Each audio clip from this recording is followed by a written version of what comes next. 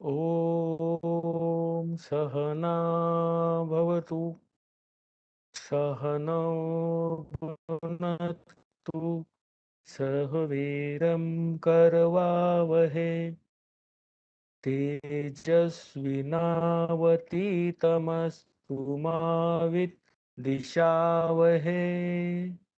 ॐ शान्ति शान्ति शांती.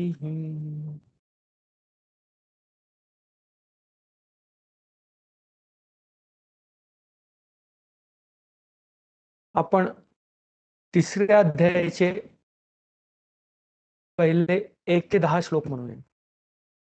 अर्जुन उवाच जायसी चेत कर्मणस ते मता बुद्धिरे जनार्दन तत किं कर्माणि घोरे मा नियोजयसि केशव व्यामिश्रेणेव वाक्येन बुद्धिं मोहयसीव मे तदेकं वद निश्चित्य येन श्रेयोऽहमाप्नुयाम् न कर्माणामनारम्भा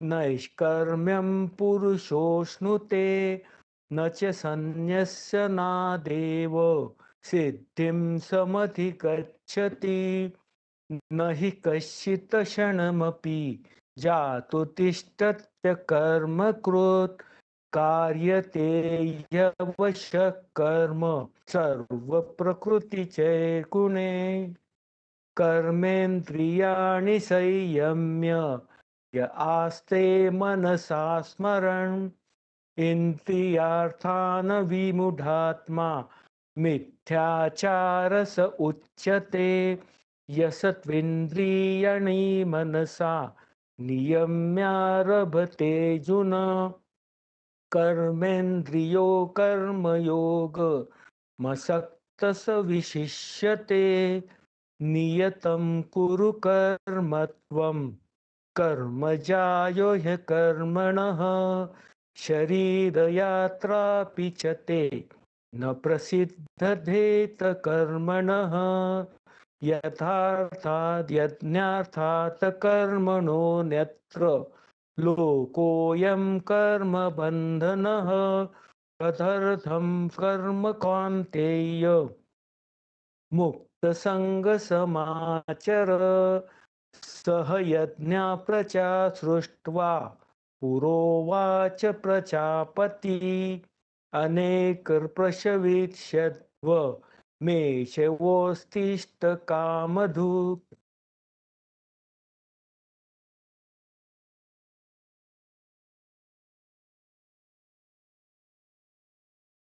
भगवद्गीतेचा 3रा अध्याय कर्मयोग.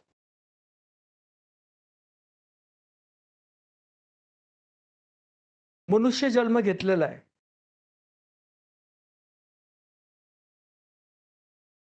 मनुष्य काय करू शकतो? कर्म. कळत न कळत सतत तो कर्मच करत असतो.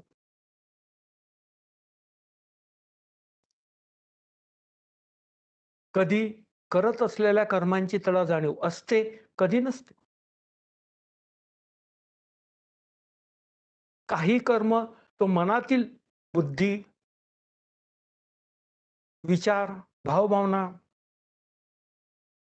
व्यक्त करण्यासाठी करतो, किंवा काही कर्म अजाणतेपणे घडत असतात. उदाहरणार्थ शरीरातील रक्ताभिसरण, श्वासोच्छ्वास,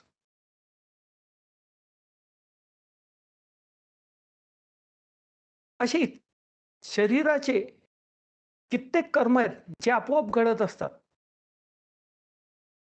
मनामध्ये विचार व्यक्त होणे,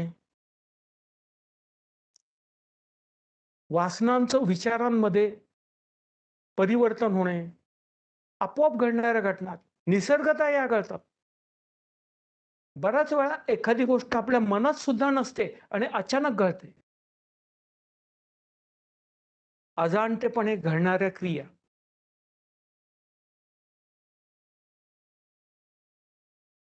जगामध्ये किती मानव आहेत कोणालाही माहिती नाही. केवळ मनुष्यालाच शरीर, मन आणि बुद्धी हे तिन्ही प्राप्त आहे. इतर प्राण्यांना शरीर आणि मन आहे, बुद्धी फार अल्प प्रमाणात आहे, नगण्य आहे. वृक्षाला, वनस्पतींना केवळ शरीर आहे, भावभावना नाहीत, बुद्धी तर नाहीच नाही.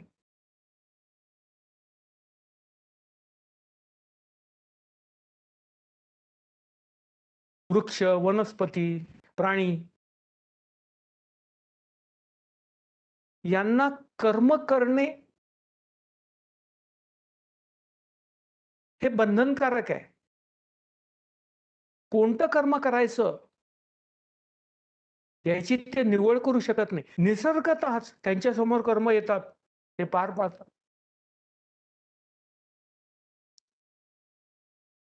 तसंच मनुष्यामध्ये सुद्धा काही कर्म आपोआप पार पाडतात. मनुष्य पार पाडतो. कशासाठी? सर्व्हायव्हलसाठी.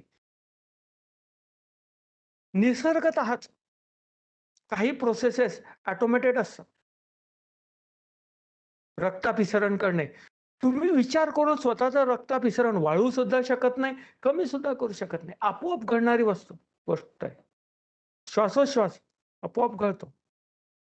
तुमच्या शरीराच्या गरजेनुसार शरीर प्रत्यक्ष कार्यरत राहण्यासाठी या आपोआप घडणाऱ्या क्रिया आहेत. असा असंख्य क्रिया आहेत.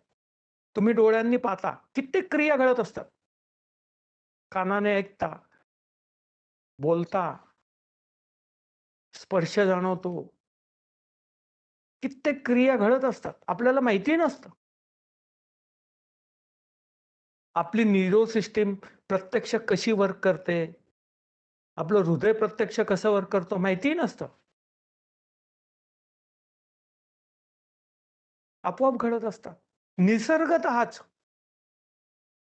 तुम्हाला या जगामध्ये जगण्यासाठी ज्या अत्यावश्यक गोष्टी आहेत, ज्या प्राण्यांना जगण्यासाठी असतात, वनस्पतींना जगण्यासाठी असतात, तशा अत्यावश्यक गोष्टी आपोआप घडत असतात. तुमच्या मनाला, बुद्धीला त्याची कल्पना देखील नसते.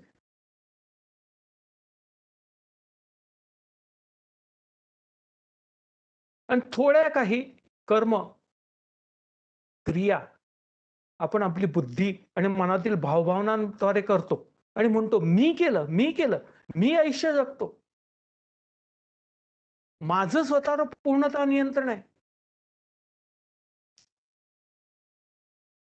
तुम्ही तुमच्या हृदयाचे ठोके नियंत्रित करू शकता, पल्स रेट नियंत्रित करू शकता, ब्लड प्रेशर नियंत्रित करू शकता.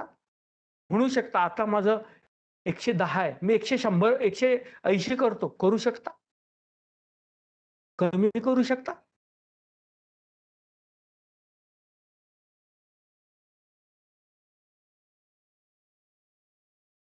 आणि आपण म्हणतो, "मी केलं. मी माझं आयुष्य माझ्या मनाप्रमाणे, माझ्या इच्छेप्रमाणे जगेल."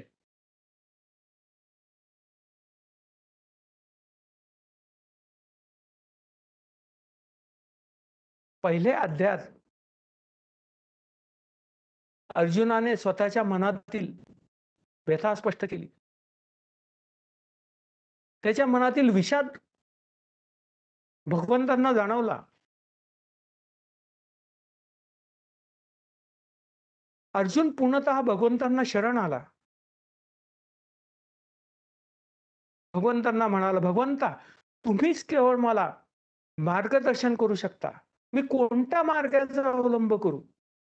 काय करू जेणेकरून मी माझं सर्वोच्च ध्येय प्राप्त करू शकेल, मोक्ष प्राप्त करू शकेल?" जेव्हा अर्जुन पूर्णतः भगवंतांना शरण येतो, तेव्हा भगवंत अर्जुनाला ज्ञान द्यायला सुरुवात करतात.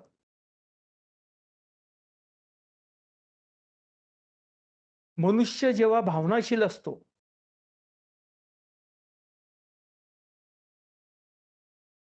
तेव्हा त्याची बुद्धी त्याच्या भावभावनांनी निर्माण केलेल्या एका वर्तुळामध्येच कार्यरत असते.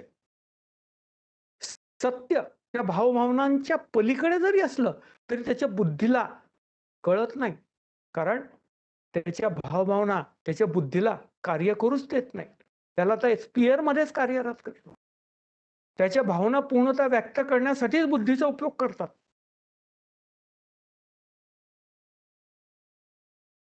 मनुष्य भावना विवेश होतो, इमोशनल पर्सनॅलिटी.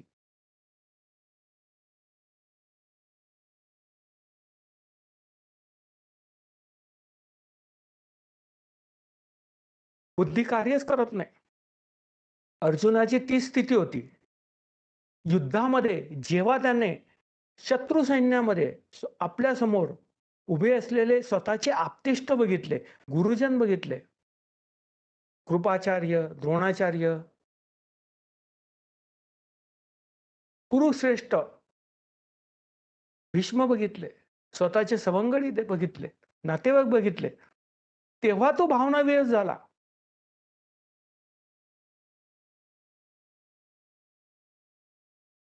आणि त्याने त्यांच्याशी युद्ध लढण्यास नकार दिला. अर्जुन समजतो युद्धामध्ये जर त्यांचा वध झाला तर त्याला मी जबाबदार असेल, माझ्यामुळे वध होईल, माझ्यामुळे हा नरसंहार होईल.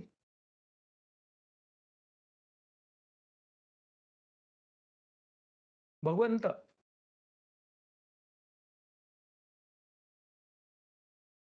अर्जुनाच्या मनातील गोंधळ ओळखतात.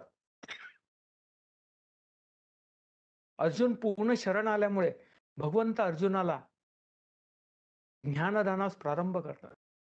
दुसरा अध्याय सांख्ययोग म्हणजे ज्ञानयोग. भगवंत अर्जुनाला मनुष्य आहे त्या स्थितीतून परिपूर्ण बनण्यासाठी, मोक्ष प्राप्त करण्यासाठी काय करावं लागेल हे दुसऱ्या अध्यायात स्पष्ट करतात. थोडक्यात तिसऱ्या अध्यायापासून 18व्या अध्यायापर्यंत जे ज्ञान देणार आहे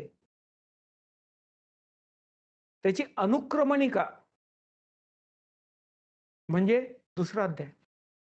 शास्त्रांमध्ये, संस्कृत ग्रंथांमध्ये अनुक्रमणिकेची प्रथा नाही. कुठलाही ग्रंथ बघा तुम्ही, उपनिषद बघा, वेद बघा, अनुक्रमणिका नाही. काय येणार आहे, कोणत्या पेजवर काय नाही.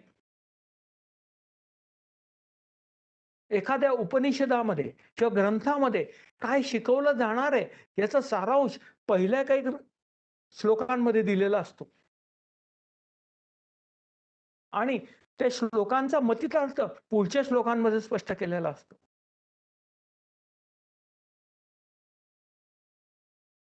म्हणून बरेचसे उपनिषदे हे त्या उपनिषदातील पहिलं जे अक्षर आहे त्या नावाद्वारे ओळखले जातात.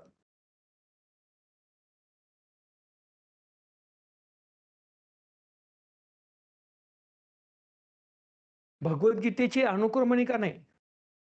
भगवद्गीता म्हणजे संपूर्ण उपनिषदांचं सार, वेदांचं तत्वज्ञान भगवद्गीतेच्या 701 श्लोकांमध्ये.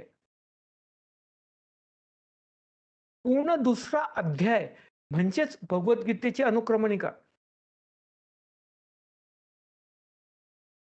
ती अनुक्रमणिका समजावी म्हणून पहिला अध्याय अर्जुन विषाद योग. अर्जुन हे महाभारतातील सर्वसामान्य मनुष्याचं प्रतीक आहे. अर्जुन म्हणजे तुम्ही आम्ही. त्याला वासना आहेत, इच्छा आहेत, त्याच्यामध्ये क्षमता असते. तो जगामध्ये कार्यरत असतो, ऍक्टिव्ह असतो, परंतु असं काहीतरी घडतं ज्यामुळे तो स्वतःचं कर्तव्य कर्म करत नाही, स्वतःच्या भावनांच्या आहारी जातो, भावना विवश होतो आणि कोलमडतो. प्रत्येक मनुष्याच्या आयुष्यामध्ये हा क्षण येतोच. त्या क्षणावरती मात करून मनुष्याने पुढचं आयुष्य जगावं आणि ध्येय प्राप्त करावं याच्यासाठी भगवद्गीता दिलेली. भगवद्गीतेचं ज्ञान हे हिमालयामध्ये दिलेलं नाही. आश्रमामध्ये दिलेलं नाही, हे युद्धस्थळी दिलेलं आहे. युद्धस्व म्हणजे काय? भगवंत म्हणतात युद्धस्व. युद्धस्व म्हणजे काय? युद्ध करणे. कोणत्याही देवाची प्रतिमा बघा. श्रीराम धनुष्यबाण आहेच. विष्णू चक्र आहेच. महादेव त्रिशूल आहेच. देव्या सुद्धा शस्त्रधारी आहेत. हे काय दर्शवतात? युद्धस्व. हे संपूर्ण जग केवळ तुमच्यासाठी बनलेलं नाही. तुम्हाला तुमचं आयुष्य जगण्यासाठी, स्वतःच्या वासना संपवण्यासाठी सतत संघर्ष हा करावाच लागेल. संघर्ष न करता तुम्ही तुमच्या कर्मांपासून पळून जाऊ शकत नाही. संघर्ष करणं अटळ आहे. कसं करणार? कर्मांद्वारे. तुम्ही वाचेने बोलता ते सुद्धा कर्मच आहे. बुद्धी विचार करते ते सुद्धा कर्मच आहे.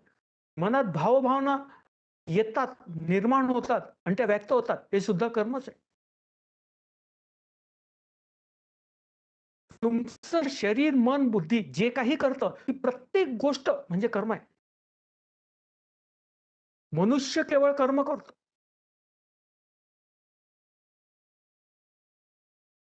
केवळ मनुष्यालाच कर्म कोणतं करावं याचं स्वातंत्र्य असल्यामुळे कर्म करण्याबद्दलचं ज्ञान हे मनुष्याला घेणं अत्यंत आवश्यक आहे. इतर प्राण्यांना आवश्यकता नाही, वनस्पतीला आवश्यकता नाही. का? कारण त्यांचं सेट लॉजिक आहे. आयुष्यात त्यांनी काय करावं प्री प्रोग्राम्ड आहे. अशा कित्येक जन्मामधून मनुष्य सत्कर्म करत करत जेव्हा मनुष्य जन्म प्राप्त होतो, प्रथम वनस्पती जन्म, त्याच्यामध्ये केवळ शरीर असतं. सत्कर्म करत प्राण्याचा जन्म घेतो. पाण्यामध्ये सत्कर्म करत करत विविध योनींमधून जाऊन मनुष्य योनीमध्ये जन्म घेतो.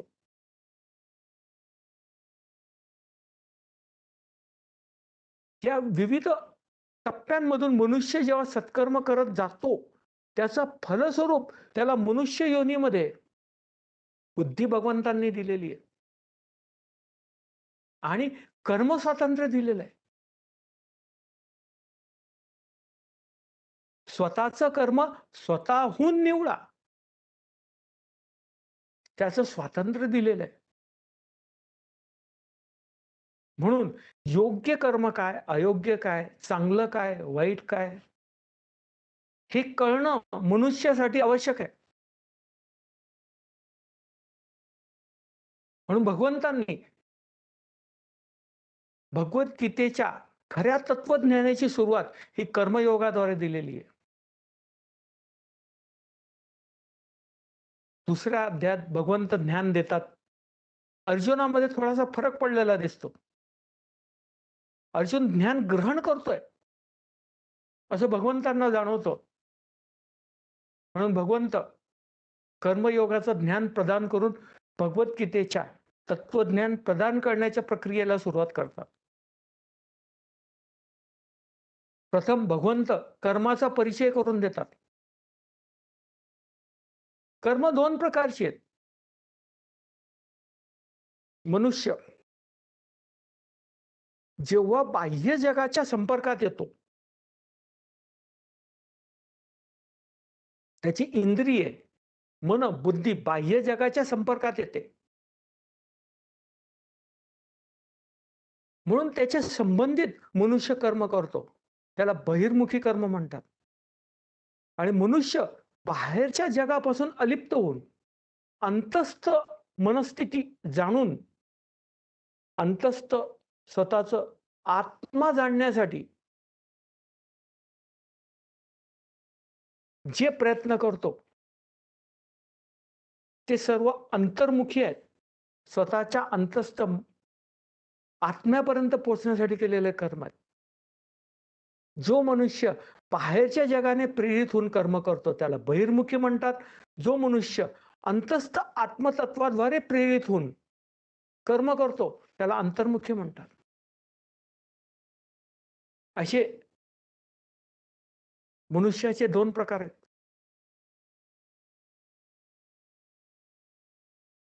बहिर्मुखी मनुष्यासाठी, जो या संसारात गुंतलेला आहे, जगामध्ये गुंतलेला आहे, त्याच्यासाठी भगवंतांनी कर्मयोग दिलेला आहे. आणि अंतर्मुखी मनुष्य, जो बाहेरच्या जगातील फोलपणा जाणतो, निरर्थकता जाणतो, अंतस्थ आत्मतत्व, तो परमात्मा, परमेश्वर, परब्रह्म, त्याचं अस्तित्व जाणतो, म्हणून त्याचा शोध घेण्यास सुरुवात करतो, तो अंतर्मुखी मनुष्य. त्याच्यासाठी भगवंतांनी ज्ञानयोग सांगितलेला आहे. म्हणून कर्म करणाऱ्या मनुष्यासाठी कर्मयोग, आणि जो कर्मयोगानंतर स्वतःच्या इच्छा आकांक्षा नियंत्रित करतो, त्याच्यासाठी उरलेल्या वासना संपवण्यासाठी ज्ञानयोग. सांसारिक मनुष्यासाठी, जगात आयुष्य जगणाऱ्या मनुष्यासाठी कर्मयोग, कारण तो कर्मप्रधान आहे. आणि जो मनुष्य आयुष्यापासून डिटॅच झालेला, अलिप्त झालेला आहे, अशा मनुष्यासाठी ज्ञानयोग, जेणेकरून तो परमात्मा परमेश्वरापर्यंत पोहोचू शकेल, मोक्ष प्राप्तीचा अधिकारी ठरेल. त्याच्यासाठी कर्मयोग, त्याच्यासाठी ज्ञानयोग. अशा प्रकारे भगवंतांनी दोन योग मार्ग स्पष्ट केलेले. त्यानंतर भगवंतांनी योग मार्ग स्पष्ट केल्यानंतर, अर्जुन हा कर्मप्रधान आहे, म्हणून त्याच्यासाठी कर्मयोग भगवंतांना अपेक्षित आहे. अर्जुनाने कर्म करावं, युद्ध करावं, म्हणून भगवंत त्याच्या बुद्धीला प्रवृत्त करण्याचा प्रयत्न करतात.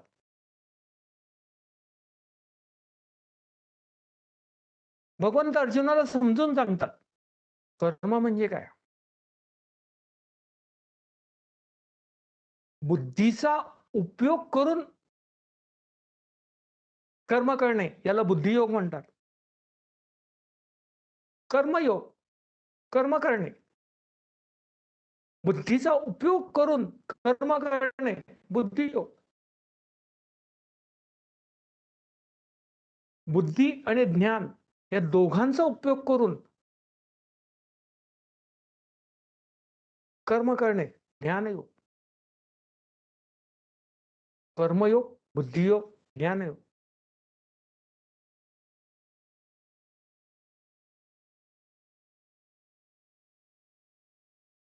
वेदांमध्ये यज्ञपूजा सांगितलेली आहे. यज्ञ म्हणजे काय हे स्पष्ट केलेलं आहे. आणि मनुष्याला आवाहन केलंय, यज्ञ करा, तप करा, दान करा. यज्ञ, दान, तप.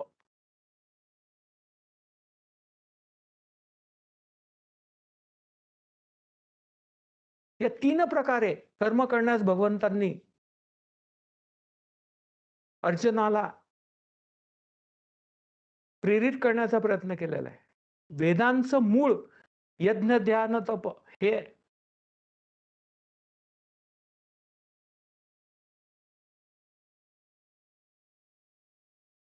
भगवंत अर्जुनाला कर्म करण्यास सांगतात.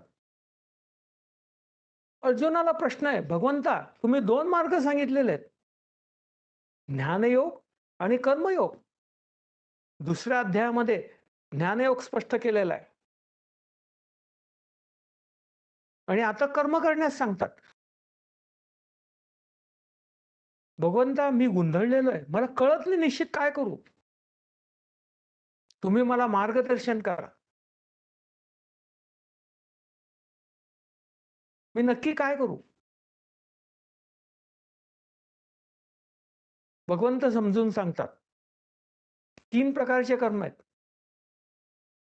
स्वार्थ कर्म, जे इच्छायुक्त कर्म आहे, जे आपण जगात आपल्या इच्छा पूर्ण करण्यासाठी करतो.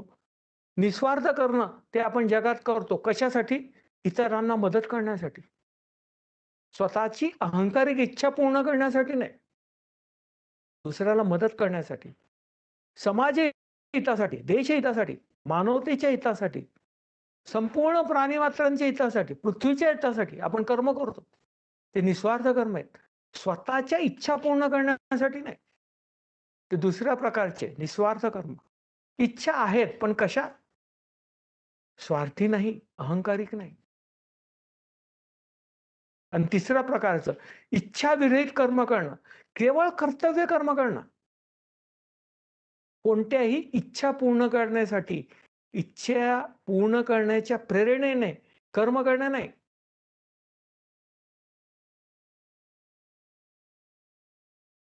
केवळ कर्तव्य पूर्ण करण्यासाठी, स्वतःच्या जबाबदाऱ्या पाडण्यासाठी कर्म करणं, ते इच्छाविरहित करणं. असे 3 प्रकार दिलेले आहेत. भगवंतांनी यज्ञ कर्म करा असं सांगितलेलं आहे. यज्ञ करा. यज्ञ कर्म करा म्हणजे काय?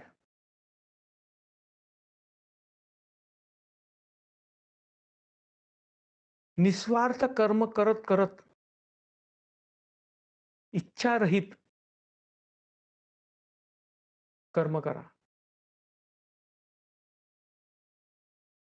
स्वार्थी कर्म, जगापासून अलिप्त झाल्यावर आपण निस्वार्थी कर्म करतो. तेव्हा जगात गुंतलेला असतो, परंतु अहंकार केंद्रित करत नाही. त्यानंतर मनुष्य निस्वार्थ कर्म करतो, त्यानंतर इच्छाविरहित कर्म करतो.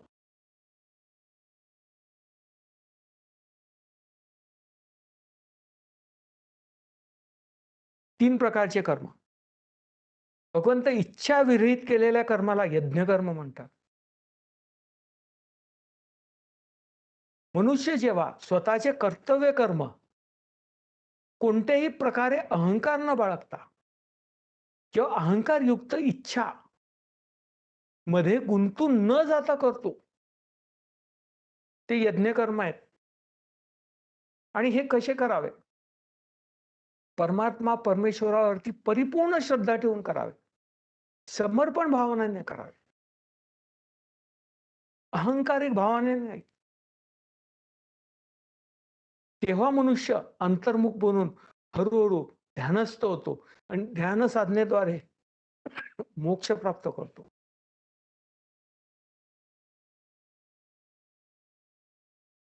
भगवंत कर्म करण्यासाठीचं लॉजिक समजून सांगतात, परंतु अर्जुनामध्ये फारसा फरक पडत नाही, म्हणून अर्जुनाला इमोशनल अपील करतात.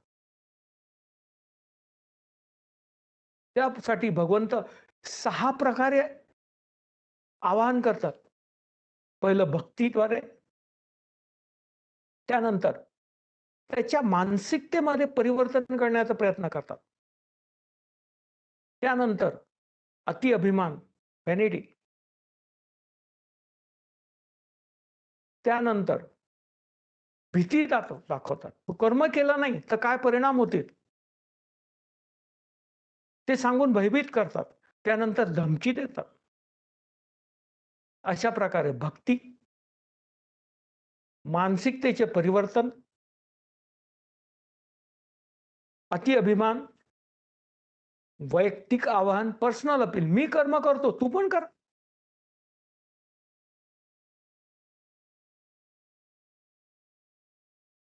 मी करतोय, मी परिपूर्ण आहे, तरी सुद्धा मी कर्म करतो आणि तू का कर्म करत नाहीस? तू सुद्धा तुझे कर्तव्य कर्म कर, मी सुद्धा माझे कर्तव्य कर्म करतोय. त्यानंतर भीती. अर्जुना, तू हे युद्ध केलं नाही तर काय होईल? तुझे नाचक्य होईल, तुझे अकीर्ती होईल, तुला स्वर्ग सुद्धा प्राप्त होणार नाही, नरकात जाशील. का? तू तुझं कर्तव्य कर्म केलं नाही, पाप केलं.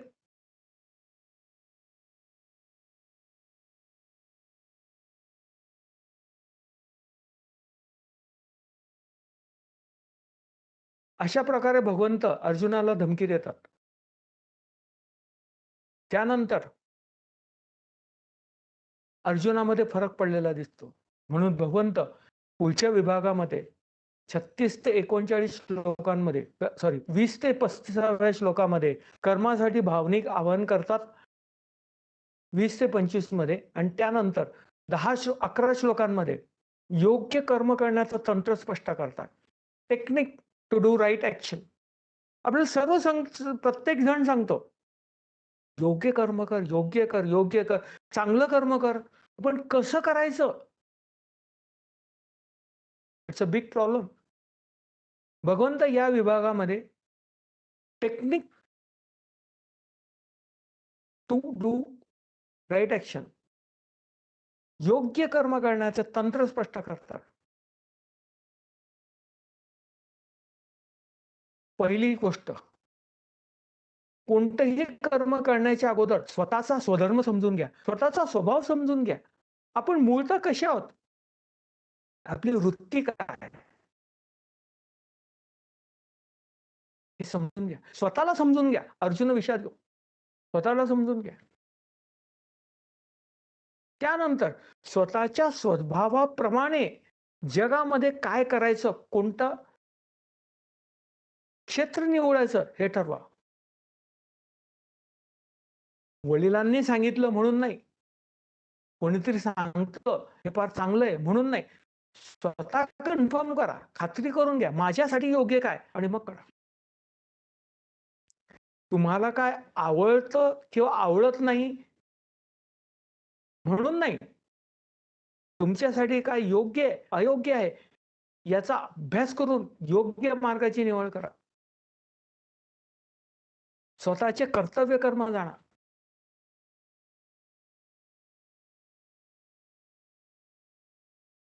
कोणतं कर्म करायचं ठरवलं आणि करायचं कसं? 3 गोष्टी. शारीरिक स्तरावरती पाळावयाचे नियम, मनाला नियंत्रित करण्यासाठीचे नियम आणि बुद्धीसाठीचे नियम. शरीराने सतत कर्तव्य कर्म केलं पाहिजे. निस्वार्थ कर्म केलं पाहिजे. आणि ते सुद्धा सेवावृत्तीने. Serving tendency, no arrogance. आणि त्याग कर्म केलं पाहिजे. सेवा आणि त्याग शरीरातील इंद्रियांद्वारे तुमचं स्पष्ट बाहेरच्या जगाला किंवा तुम्हाला जाणवला पाहिजे. तुमची दशेंद्रिय, दशमुखी रावण म्हणजे तुमची दशेंद्रिय, यांना नियंत्रित करा आणि या दशेंद्रियांद्वारे केवळ निस्वार्थ कर्म करा. शारीरिक स्तरावर आणि मानसिक स्तरावरती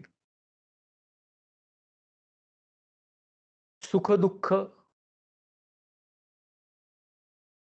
प्राप्त हो, काहीही प्राप्त हो.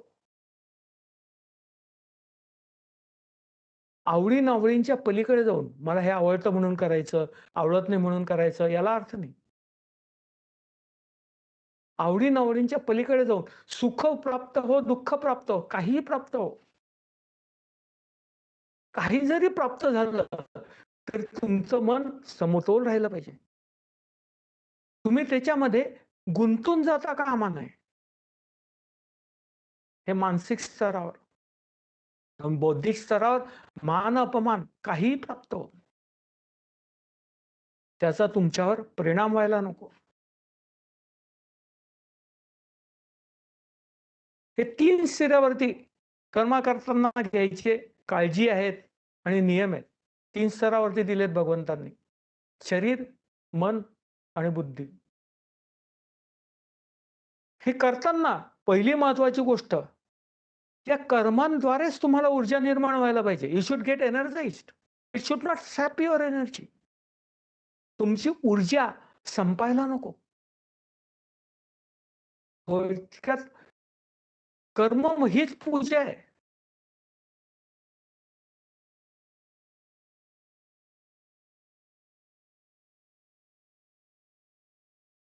ऊर्जा निर्माण व्हायला पाहिजे. प्रेरणा निर्माण व्हायला पाहिजे. ते योग्य कर्म आहे. जे कर्म तुमची एनर्जी खेचून घेतं, ते योग्य नाही. ते तुमच्या स्वभावता नाही.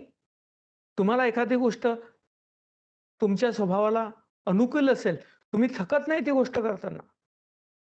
निस्वार्थ कर्म करताना, दुसऱ्यांना मदत करताना तुम्ही थकत नाही. हे आपला इतिहास सांगतो. जेव्हा मनुष्य स्वार्थी कर्म करतो, तेव्हाच थकतो. कारण प्रत्येक कर्म करताना विचार करतो, what I can get out of this? काय मिळेल मला? याच्यासाठीच कर्म करतो. सतत त्याच विचारात मग्न असतो. आणि जग हे तुमच्यासाठीच बनलेलं नाही. म्हणून कोणतंही कर्म करताना तुम्हाला यश प्राप्त होईल आणि तुम्हाला पाहिजे ते मिळेल, शक्य नाही. म्हणून दुःखी होतो, व्यथित होतो, उद्विग्न होतो आणि स्वतःच्या मनाच्या विचारांमुळे त्याची एनर्जी वेस्ट होते. म्हणून कर्म करताना ऊर्जा निर्माण व्हायला पाहिजे. दुसरी गोष्ट, तुमची निर्माण झालेली ऊर्जा व्यथित व्हायला नको, वाया जायला नको. तुमची ऊर्जा कशामुळे वाया जाते? पास्ट, प्रेझेंट आणि फ्युचर 3 गोष्टींमध्ये तुमची ऊर्जा वाया जाते. पास्ट म्हणजे काय? स्वतःचा अहंकार. अहंकार हा भूतकाळामुळे निर्माण होतो. त्याचा विचार केल्याने तुमची एनर्जी वेस्ट होते. आणि भविष्यात काय प्राप्त होईल, कोणतं कर्मफल प्राप्त होईल, याच्या विचारामध्ये गुंतल्यामुळे मनुष्य प्रेझेंट गोष्टीवरती सद्यस्थितीमध्ये स्वतःचं लक्ष केंद्रित करू शकत नाही. स्वतःच्या क्षमतेचा परिपूर्णतः वापर करू शकत नाही. कालची चिंता, उद्याची काळजी या गोष्टीमुळे तो स्वतःच्या क्षमतेचा पूर्णतः उपयोग करू शकत नाही. आणि या दोघांवरती जरी प्रभुत्व प्राप्त केलं तरी सद्यस्थितीमध्ये वर्तमानात सुद्धा कर्मजोर, मला करायचंय करायचंय करायचंय, ही मनोवृत्ती ह्यामुळे सुद्धा तो अस्वस्थ होतो. भूतकाळाचा अहंकार, भविष्यातील कर्मफलप्राप्तीची आसक्ती आणि वर्तमानातील कर्मज्वर यामुळे मनुष्याची एनर्जी वेस्ट होते.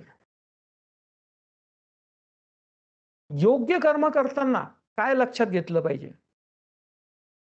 प्रथम, तुमच्या कर्माद्वारे एनर्जी उत्पन्न व्हायला पाहिजे. कशामुळे होईल?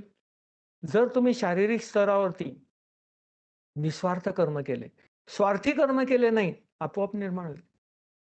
मन सुख दुःखामध्ये गुंतवून ठेवू नका. जे पण प्राप्त होईल, accept it and move forward. बुद्धी, मान अपमान यामध्ये गुंतवून ठेवू नका. सेल्फ प्राईड म्हणतो आपण, गुंतवून ठेवू नका. तर तुमचं कर्म ऊर्जा निर्माण करेल आणि प्राप्त ऊर्जा ही विनाकारण वाया जाऊ नये त्याच्यासाठी भूतकाळातील अहंकार, भविष्यातील लोभ, लालसा, कर्मफलप्राप्तीची आणि सद्यस्थितीत वर्तमानात कर्मज्वर या गोष्टी जर पाळल्या तर आपलं कर्म हे योग्य होईल. अशा प्रकारे भगवंत योग्य कर्म करण्यासाठीचं तंत्र स्पष्ट करतात. त्यानंतरच्या पुढच्या विभागामध्ये साहजिकच मनुष्याला पडणारा प्रश्न अर्जुनाने विचारलेला आहे. हे सर्व ठीक आहे भगवंता, पण आपण प्रत्यक्ष जेव्हा कर्म करायला जातो, आपल्याला माहिती असतं योग्य काय, अयोग्य काय, कसं करायचं हे सुद्धा माहिती असतं.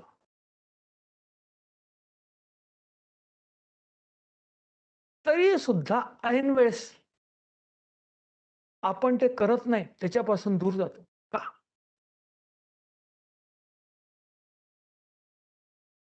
हा प्रश्न आपल्याला स्वतःला सुद्धा पडतो. बघा, आपल्यालाही असे प्रसंग आयुष्यात येतात.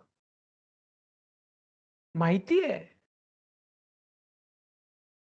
कसं करायचं, काय करायचं, केव्हा करायचं, तरी सुद्धा प्रत्यक्ष करायच्या वेळ जेव्हा येते त्या क्षणी आपण कोलमळतो आणि ते करत नाही. यात अडथळा काय? भगवंत सांगतात, अडथळा काय? इच्छा. काम एष, क्रोध एष, रजोगुण समुद्रभ. रजोगुणामुळे मनुष्याचे 3 गुण आहेत, सत्व, रजस, तमस. रजोगुणामुळे काम उत्पन्न होतं, इच्छा उत्पन्न होते. आणि ती इच्छा पूर्ण झाली नाही तर ज्या कारणामुळे, ज्या जीवामुळे किंवा वस्तूमुळे तुमची इच्छा पूर्ण होत नाही, इंटरप्शन येतं, त्या वस्तूच्या प्रती क्रोध निर्माण होतो.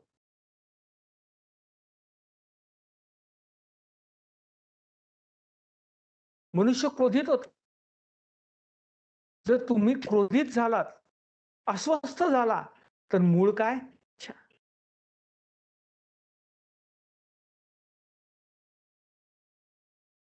त्या क्रोधाने, लोभाने, द्वेषाने जर तुमचं कर्म, योग्य कर्म घडत नसेल, त्याच्यामध्ये व्यत्यय येत असेल, तर तुमची मूळ इच्छा शोधून काढा. इच्छांपासूनच हे सर्व उत्पन्न होतात. काम, क्रोध, लोभ इच्छांपासूनच निर्माण होतात. भगवंत सांगतात ती इच्छामुळे. आणि पुढे या अध्यायाच्या शेवटी भगवंत त्या इच्छांवर मात करण्याचा मार्ग सुद्धा सांगतात. भगवंत सांगतात जिथे ह्या इच्छा उत्पन्न होतील, शरीर, मन आणि बुद्धी, त्या उत्पन्न झाल्याच नियंत्रित करा. Control it. त्या इच्छांना पुढे जाऊ देऊ नका. शरीराला स्पर्श करण्याची इच्छा निर्माण होते. इंद्रियांना बाहेरच्या जगामध्ये जाऊन चांगलं प्राप्त करण्याची इच्छा असते. डोळ्यांना सुंदर दृश्य पाहिजे असतं, जिभेला चांगली चव पाहिजे असते, त्वचेला चांगला सुखद स्पर्श पाहिजे असतो, कानांना सुमधुर ध्वनी ऐकायची इच्छा असते, नाकाला सुगंधाची अपेक्षा असते, हाताला सुद्धा सतत काहीतरी करत राहावंसं वाटतं, पायाला सुद्धा करत राहावंसं लागतं. सर्व इंद्रिय बाहेरच्या जगाकडे आकर्षित होऊन त्या संसारामध्ये, सांसारिक विचारांमध्ये आकर्षित होऊन सतत काहीतरी करत असण्याची इच्छा उत्पन्न करतात. भगवंत म्हणतात जी इच्छा तुम्हाला बाहेरच्या जगामध्ये गुंतवेल आणि कर्म करत असताना त्या कर्मामध्ये व्यत्यय निर्माण करेल, त्या इच्छेला तिथेच दाबून टाका. Just cut it. संपवा त्याला. त्याच्यासाठी भगवंतांनी कर्मयोग, भक्तियोग आणि ज्ञानयोग दिलेला. इच्छा हे याचं समूळ कारण आहे. आणि त्या कुठे संपवाव्यात? त्या इच्छा जर मनामध्ये उत्पन्न झाल्यात, विचारामध्ये येऊन, मनामध्ये येऊन जर शरीराच्या इंद्रिय लेवलवर केल्यात, तर त्यांचं कार्य पूर्ण करतात. त्या तुमच्या इच्छेमध्ये, तुमच्या कर्म करण्यामध्ये व्यथा निर्माण करतात, अडथळा निर्माण करतात आणि तुम्हाला ते कर्म करू देत नाही. पण भगवंत म्हणतात त्या इच्छेला नियंत्रित करा. अशा प्रकारे भगवंतांनी कर्माचे प्रकार समजून सांगितले. त्यानंतर बौद्धिकदृष्ट्या कर्म करण्यासाठी आवाहन केलं. त्यानंतर इमोशनल अपील केलं. म्हणजे पहिल्यांदा बुद्धीला, नंतर मनाला. आपल्या बुद्धीला कळलं तर आपण सहज ती गोष्ट इम्प्लिमेंट करतो. त्यानंतर तुमच्या वासनावर नियंत्रण करण्यासाठी भगवंतांनी आवाहन केलेले. आणि कशामुळे इच्छा निर्माण करतात हे स्पष्ट केल्यानंतर ते इच्छांवर नियंत्रण प्राप्त करण्यासाठी, ते इच्छा पूर्णतः कंट्रोलमध्ये आणण्यासाठी भगवंतांनी मार्ग सुद्धा दिलाय. At the source itself you should kill them. अशा प्रकारे भगवंतांनी कर्म करण्याचं आपल्याला तंत्र प्रदान केलेलं आहे. आपण पुढच्या विभागापासून ते समजून घेऊया. हरि ओम.